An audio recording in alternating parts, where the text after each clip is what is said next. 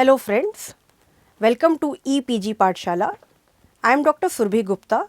I am an assistant professor in the Department of Reproductive Biology at All India Institute of Medical Sciences, New Delhi.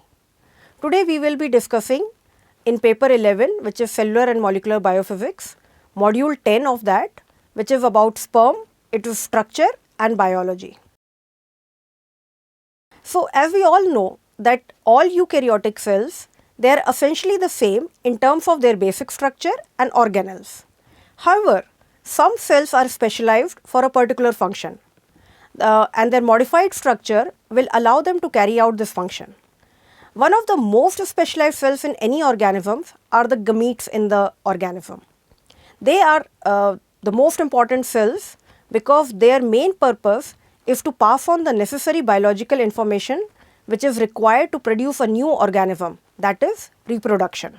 So, we know that there are two types of gametes in any organism, the female gamete which is called the oocyte, which will be discussed in a separate module, and the male gamete or the sperm, which will be discussed in this module.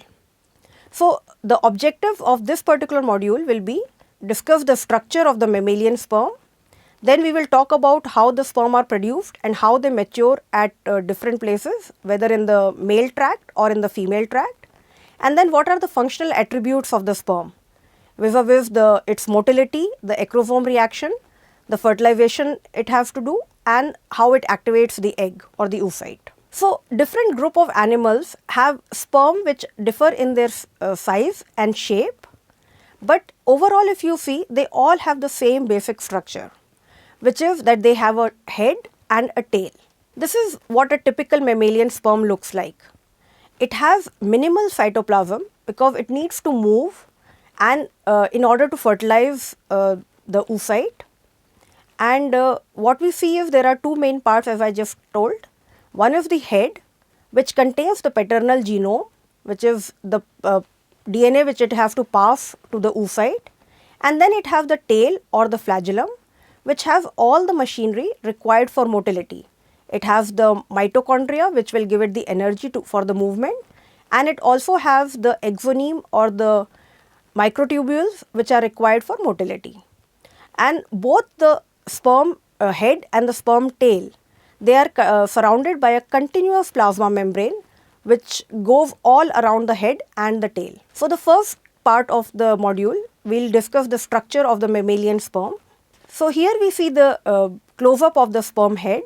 It contains three parts, the nucleus, the acrosome and the cytoskeleton. The nucleus contains all the genetic material or the DNA which is required to be passed on from the sperm to the oocyte for making a complete zygote. The acrosome is it's on the head of the sperm, and it is a cap which covers the nucleus, and it is filled with enzymes. These enzymes are very important for passing through the cumulus cells of the covering the oocyte, and also for entering and merging with the oocyte membrane. So, this slide shows you the front view and the side view of a mammalian sperm head. As you can see, there is a large nucleus and there is a cap on the top which is the acrosome. The sperm head has the nucleus which is highly condensed so as to minimize the size of the sperm. To achieve this, the histones which normally bind with the DNA of any eukaryotic cell, they are replaced by protamines.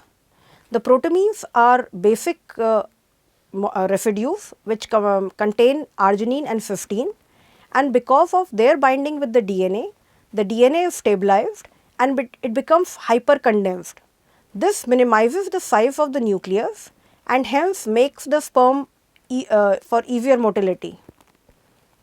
But because the DNA is complex with protamines, all the transcription shuts down, and to support the growth of the sperm, we need additional cells which we will see when we talk about spermatogenesis, how those cells help in the transcription for the sperm. Also, all these modifications, they help the sperm to minimize its size and hence make it easily motile. The second organelle which is on the sperm head is the acrosome. It is derived from the Golgi apparatus. As we all know, the Golgi apparatus is the organelle which packs secretory materials into the organelles, and acrosome is a specialized organelle which contains many enzymes which are required for penetrating through the cumulus mass, through the zona pellucida and through the oocyte membrane at the time of fertilization. Many of the enzymes which are present there are proteases, and also some of them are hyaluronidase, which is to digest the extracellular matrix of the cumulus mass, and also some other glycosidases enzymes are present in the acrosome. The third part which is there in the sperm head is the cytoskeleton. There are two kind of cytoskeletal proteins which are present. One is the lamin, which is in the nuclear lamina. It is made up of the intermediate filament and it is located inside the inner nuclear membrane, whereas the perinuclear theca is made up of the actin and the actin binding proteins, and it is located just outside the nuclear envelope. The second part of the sperm is the sperm tail. It can also be divided into 4 different parts, which is the neck, the mid piece, the principal piece and the end piece. As you can see in the picture here, the neck is a very small portion which is just connecting the sperm head to the sperm tail, and then there is a mid piece, there is a long principal piece and there is a small end piece at the end of the tail. The basic structure of the sperm tail is the exoneme or the microtubules, which are arranged in a 9+2 microtubule circle. In most of the part of the tail, the exoneme is surrounded by outer dense fibers or the fibrous sheath which is around the exoneme, and the whole thing is covered by the plasma membrane. The neck of the sperm tail, as I just mentioned, is a very small piece, but it contains 2 important structures, the proximal and the distal centriole. The distal centriole provides the attachment to the axial filament of the sperm tail. So, that is how the sperm head is attached to the sperm tail, and the proximal centriole, although it does not play a part during the sperm movement, but it plays a very important part after fertilization, because it is believed that the proximal centriole, it activates the oocyte for the first cleavage division after fertilization, and this without this activation of the oocyte will not take place. The second part of the sperm tail is the mid piece. It is a small structure compared to the whole tail. It has 9 outer dense fibers which are around the exoneme, and also then there is a mitochondrial sheath around the outer dense fibers. These mitochondrial sheaths, they are arranged in a helical fashion, so that as you can see the upper part of the picture, that's a transverse section of the mid piece. It shows the inner exoneme, a 9+2 arrangement of the filaments, which is surrounded by a outer dense fibers and then by the mitochondrial sheath. So, this mitochondrial sheath is the source of energy for the sperm motility, and in other species which are lower than mammalian species, this mitochondrial sheath is the only source of energy needed for the sperm, whereas in mammalian sperm they can get energy from other sources which is from the seminal plasma, but these mitochondrial sheaths are the only source of energy in most sperm. The differentiating factor between the mid piece and the principal piece is the annulus, which is also known as the ring centriole or the Jensen's ring. It is present just at the junction between the mid piece and the principal piece. Its exact function is not known. However, it is believed that it holds the mitochondria in its place and does not allow the mitochondria to come down into the principal piece. The biggest or longest portion of the sperm tail is the principal piece.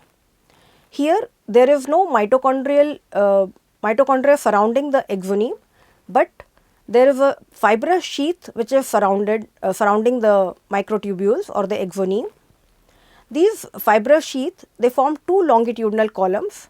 one in the dorsal surface and one in the ventral surface. As the picture in the lower part shows, the fibrous sheath surrounding the microtubules in the principal piece, one can see the longitudinal columns which are at the dorsal and ventral surface. This principal piece is very important for sperm movement, and also the abrupt ending of the fibrous sheath, it marks the junction between the principal piece and the end piece. The end piece basically consists of the central pair of the axial fibrils or the microtubules, which are just a ring of 9 doublet fibers, and this is surrounded by the plasma membrane. At this position, which is a very small portion of end of the tail, there are no fibrous sheath and there are no outer dense fibers. This picture shows a transverse section of the sperm tail. We can see here in the picture there is a big sperm nucleus in the head, which is covered by a acrosomal cap, and then there is the mid piece which consists of the mitochondria and followed by the principal piece and the tail piece. The lower part of the figure shows the transverse section of each part of the sperm tail, the electron micrographs of each part of the sperm tail. So, we can see here the central part have the exoneme structure, which is surrounded by the outer dense fibers and the mitochondrial sheath in the mid piece area, whereas in the principal piece area we can see the central microtubules surrounded by the outer dense fibers and the two longitudinal sections of the fibrous sheath. And as you can see here, the end piece, it only has the microtubule doublets and no outer dense fibers or no fibrous sheath. So, now we know the structure of the mature mammalian sperm. Let us talk about how the sperm are produced and how they mature in the male tract as well as in the female tract. So, these are the different stages of spermatogenesis. The sperm start as the spermatogonium, which has 46 chromosomes and 2n amount of DNA. As you all know, the haploid gametes have to have just 23 chromosomes in a human sperm and also only n amount of DNA. So, they all start with the spermatogonium, which by mitosis it multiplies, and in males this process starts usually at the time of puberty and continues throughout their life.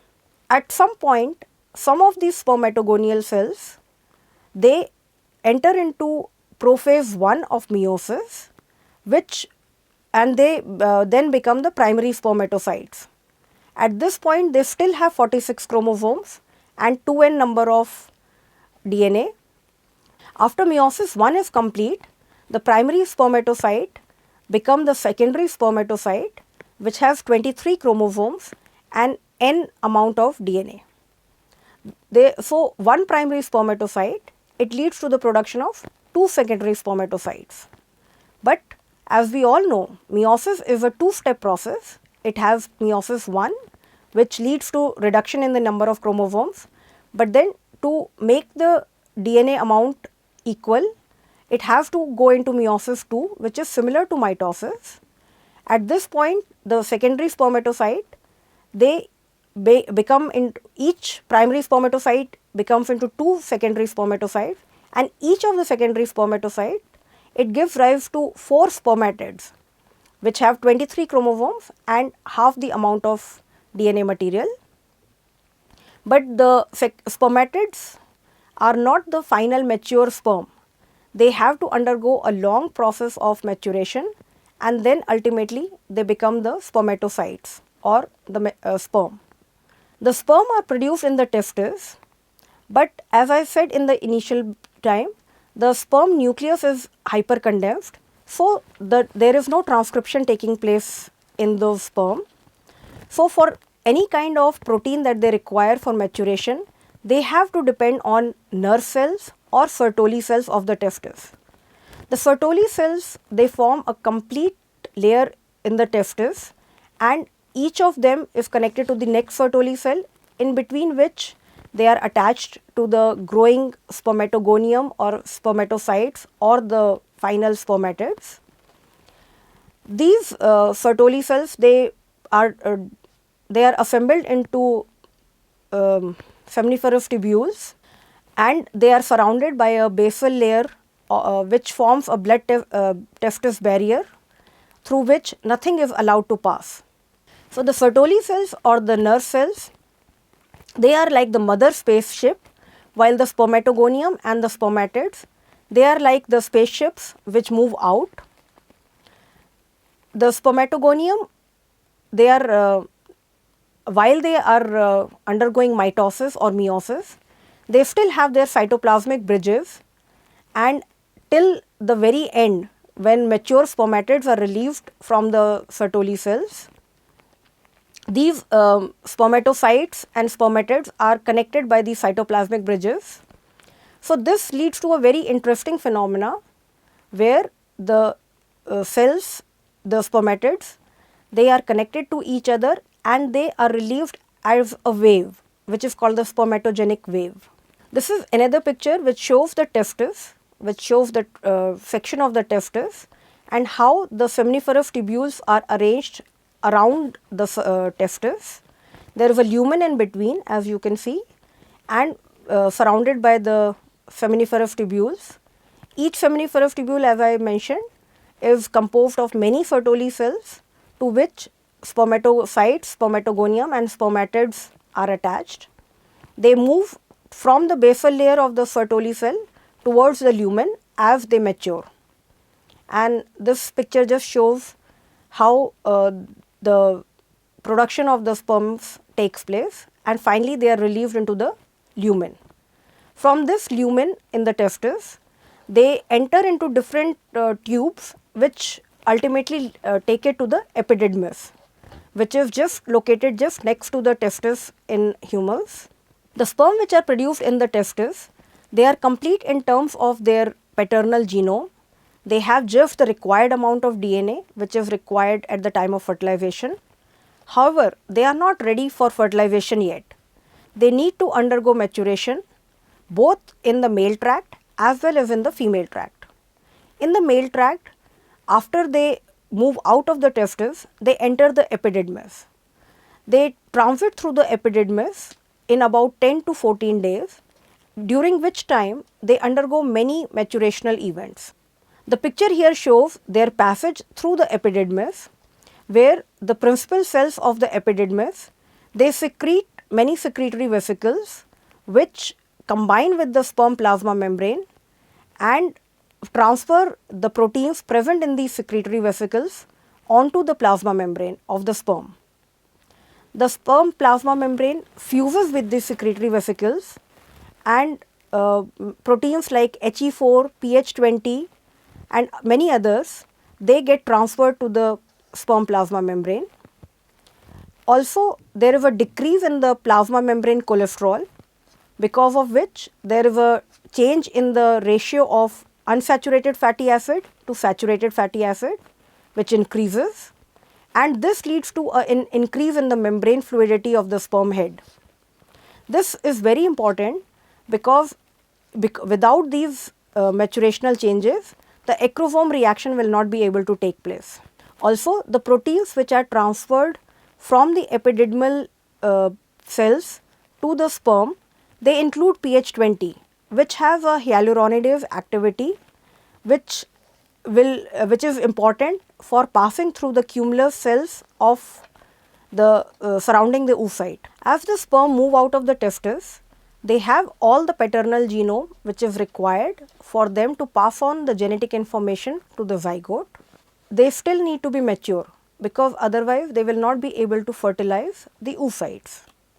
This important maturational event takes place not only in the male reproductive tract, but also in the female reproductive tract. First, let us talk about the maturation which takes place in the epididymis or the male reproductive tract.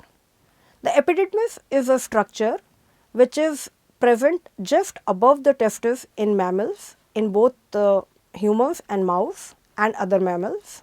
This is basically a long tube-like structure which is surrounded by many kinds of cells, The most important of these cells are the principal cells.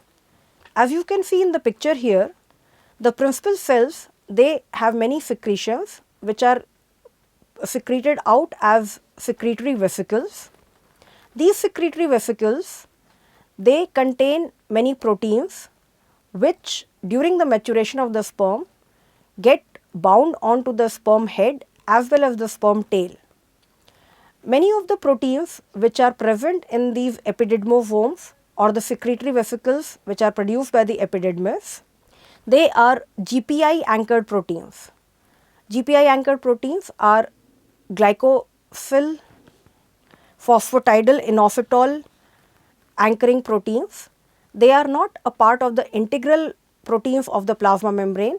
Instead, they are held by a GPI anchor which anchors it into the membrane, but the rest of the protein is in the extracellular space. These GPI proteins, they get transferred to the sperm head. One of the most important of these is the protein PH20, which has a hyaluronidase like activity, and this hyaluronidase activity is very important for the sperm to cross the cumulus layer which is surrounding the oocyte. So, the transit through the epididymis takes about 10 to 14 days in humans, and during this time the proteins which are in the secretory vesicles, they get attached to the sperm membrane, and also there are changes in the plasma membrane cholesterol levels. A decrease in the plasma membrane cholesterol level leads to an upregulation of the ratio between unsaturated fatty acid and saturated fatty acid in the plasma membrane, and because of these changes there is an increase in the membrane fluidity of the sperm. This increased membrane fluidity is important for the sperm to undergo acrosome reaction, which we will see later. So, once the sperm reach the female tract, they undergo another kind of maturation which is called capacitation. The term capacitation refers to the structural as well as the functional changes which happen in the sperm physiology during its transit through the female reproductive tract. These changes are also very important for the sperm to gain hyperactivated motility and also for undergoing the acrosome reaction. A few changes which take place during this capacitation process are that there is a change in the lipid profile of the sperm plasma membrane. As we saw, this kind of a change also took place in the epididymal maturation, but here again there is a different kind of change in the lipid profile. Then there is a movement of ions across the plasma membrane which causes a changes in the potential of the plasma membrane. We will discuss this in detail in the next slide. Then there is a tyrosine phosphorylation of many of the key proteins which are required during fertilization. All these changes, they lead to the gain in hyperactivated motility of the sperm. The sperm plasma membrane, it contains phospholipids like sphingomyelin, phosphatidyl choline, phosphatidylserine and phosphatidyl ethanolamine. These molecules are distributed asymmetrically in the lipid bilayer, with sphingomyelin and phosphatidylcholine present in the outer bilayer, while phosphatidylserine and phosphatidyl-ethanolamine are present in the inner layer. Then there are enzymes called flippase, floppase and scramblase, which help the movement of these phospholipids across the lipid bilayer. Once the scramblase and these other transferases are activated, it leads to movement of these molecules across the lipid bilayer, and that changes the lipid profile of the sperm plasma membrane. The female tract is also very rich in bicarbonate ion or the HCO3 minus ion. The bicarbonate ion plays an important role in capacitation. The intracellular bicarbonate ion increases in sperm. This leads to an increase in the intracellular pH of the sperm and stimulates the activity of the enzyme adenylyl cyclase. Adenylyl cyclase produces the second messenger cyclic AMP, which leads to activation of the signaling cascade and ultimately resulting in the activation of pKa or protein kinase A. This activation of pKa phosphorylates many of the proteins which are present on the head and the flagella of the sperm, and also the bicarbonate ion, it increases the scramblase activity leading to the collapse of the plasma membrane asymmetry. The other component which is present in the female tract is albumin. Presence of albumin stimulates cholesterol removal from the sperm plasma membrane, which leads to changes in the lipid raft in the plasma membrane. Because of removal of this or changes in this lipid raft, the acrosome reaction is facilitated. Also, as I said, there is a change in the extracellular ionic environment. In the epididymis, when the sperm are stored there, there is a high concentration of potassium ion but a lower concentration of sodium and bicarbonate ions. But in the female tract, the sodium and bicarbonate levels increase. Because of this, there is a change in the intracellular ion concentration, which leads to a change in the sperm membrane potential. This change stimulates phospholipase C and calmodulin kinases, which again results in phosphorylation of many of the proteins on the sperm head and flagella of the sperm. Now that we know how mature sperm are produced, we will see what are the functional attributes of the sperm. One of the most important thing the sperm needs to do is to be motile, because it has to move all the way from testis where it is produced to the female tract into the oviduct where it will fertilize the oocyte and perform its ultimate goal. The motility pattern of the sperm changes while it transits from the testis into the epididymis, and then when it is ejaculated into the semen, and then moves through the female tract from the vagina to the uterus to the oviduct or fallopian tubes where fertilization ultimately takes place. The sperm which are stored in the epididymis, their motility is inhibited because at this point of time they do not require to be motile. There are inhibitors like immobilin, which is a highly viscoelastic glycoprotein that binds to the sperm and inhibits its motility. But if the sperm are extracted from the epididymis and kept into medium, they show a rapid and progressive motility. Also, the same sperm, when they are ejaculated in semen, they show a rapid and progressive motility. However, if we see the semen just after ejaculation, the sperm are not motile.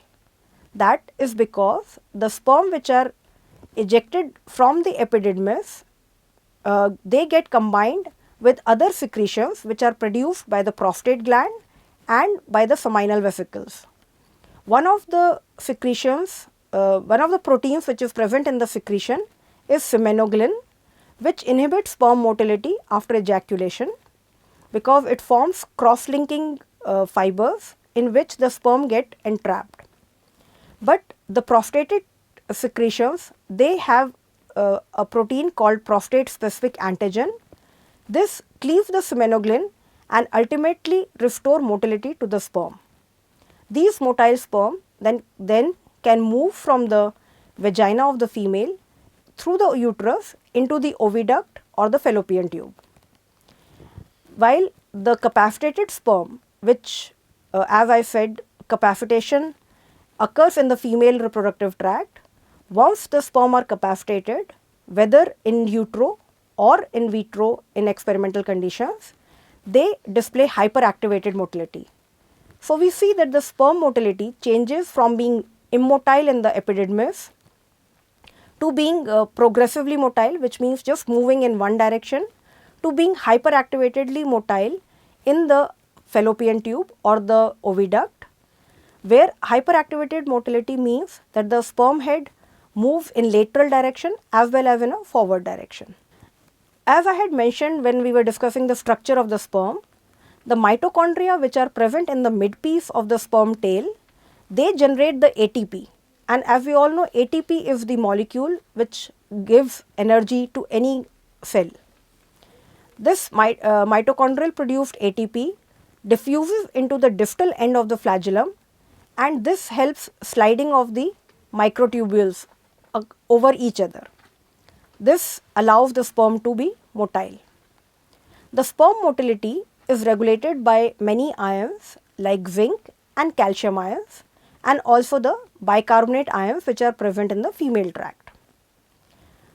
Zinc binds to the sulfhydryl groups of the outer dense fibers and inhibits sperm motility. The zinc ion is present mostly at the time of epididymal storage or during the semen ejaculation. Whereas in the female tract, there is a preponderance of calcium ions and bicarbonate ions. These are important for initiation of the motility, especially the motility which is hyperactive motility, which is activated by upregulation of the protein kinase A activity, which was because of the adenylyl cyclase activity. The other important function the sperm has to do is to undergo acrosome reaction. Acrosome reaction basically is the outflux of the acrosomal contents into the environment nearby. Usually acrosome reaction happens once the sperm are close to the oocyte or when they have to go through the cumulus layer which is surrounding the oocyte. The acrosome reaction mechanism is due to the influx of the calcium ions which causes ionic oscillations in the sperm.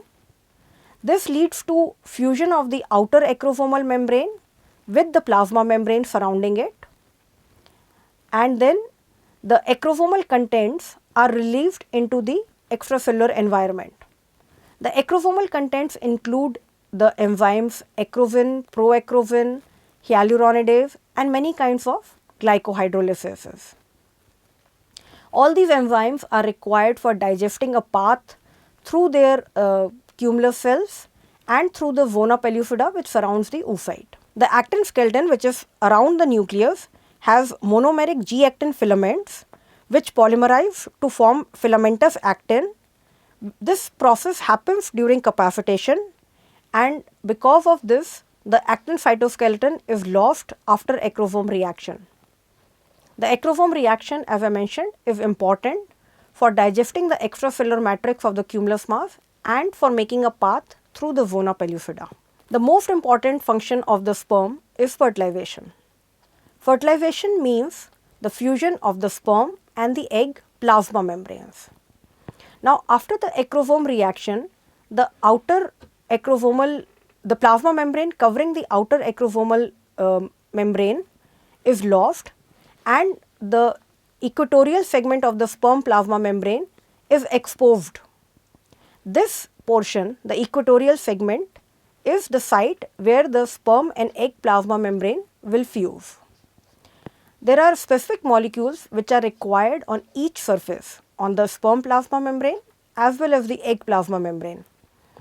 Many molecules have been proposed to play an important role, including fertilin molecules, and the other molecule which is right now believed to be the most important molecule on the sperm membrane is the ismoprotein.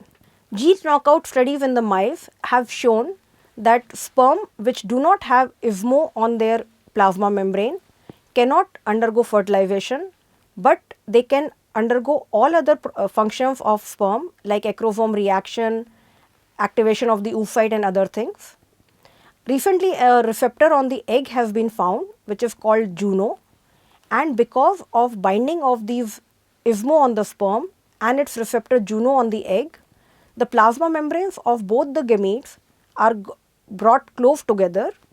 This helps the merger of the two lipid bilayers into a single lipid bilayer, making their cytoplasm continuous, and hence fertilization takes place. Once the sperm has fertilized the oocyte, it activates the oocyte.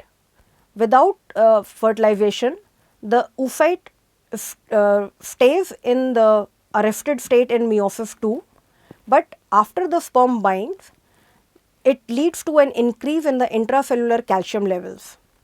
There are many mechanisms which have been proposed of how this intracellular calcium levels of the oocyte are increased, leading to activation of the oocyte. One of the mechanisms is that the sperm directly contribute the intracellular calcium from its own stores and add it to the stores of the egg after the fusion. However, this is not believed to be very true. The other mechanism could be that it activates PLC mediated signaling in the egg. PLC or phospholipase C is a signaling mechanism which comes from the sperm, and once it activates, the other mechanism which is believed to activate the oocyte is by activation of PLC or phospholipase C, which is a signaling enzyme. It mediates activation of release of the calcium stores from the oocyte itself, which leads to further activation of the oocyte. The other theory says that there is a release of the sperm bond oocyte activating factors or SOAF into the egg, which causes a IP3 mediated calcium release, ultimately leading to an increase in the intracellular calcium, which leads to activation of the oocyte. And oocyte activation, which is induced by the fertilization with the sperm, is important for not only completion of the female gamete meiosis, but also for decondensation of the paternal chromatin, which were initially hypercondensed because of binding to protamines, and it also leads to formation of the male and female pronuclei, which ultimately leads to formation of the zygote. So, to summarize the topic, we have discussed that the gametes are one of the most important specialized cells in any organisms. The male gamete or the sperm is usually a small and compact cell, which is also highly motile, while the female gamete or oocyte is a large cell and is usually immotile. The mammalian sperm consists of two main parts, namely the head and the tail or flagellum, both of which are surrounded by a continuous plasma membrane. The head contains the nucleus, which contains all the paternal genome, and also the acrovome, which is an enzyme filled cap covering the nucleus. The tail or flagellum consists of four components: the neck, the midpiece, the principal piece, and the end piece. The basic structure of the tail is the axoneme, which is present all along its length. At different points in the tail, it is surrounded by outer dense fibers, mitochondrial sheath, or the fibrous sheath. The sperm production or spermatogenesis takes place in the seminiferous tubules of the testes, while sperm maturation takes place in the epididymis in the male tract. During epididymal maturation, the sperm acquire many proteins which are secreted by the epididymis, which are essential for the sperm to acquire motility and for acquiring its fertilizing capability. Many structural and functional changes take place in the sperm physiology during its transit through the female reproductive tract. These are collectively termed as capacitation, and they are also essential for gaining hyperactivated motility and for undergoing acrosome reaction. End of this module. Thank you.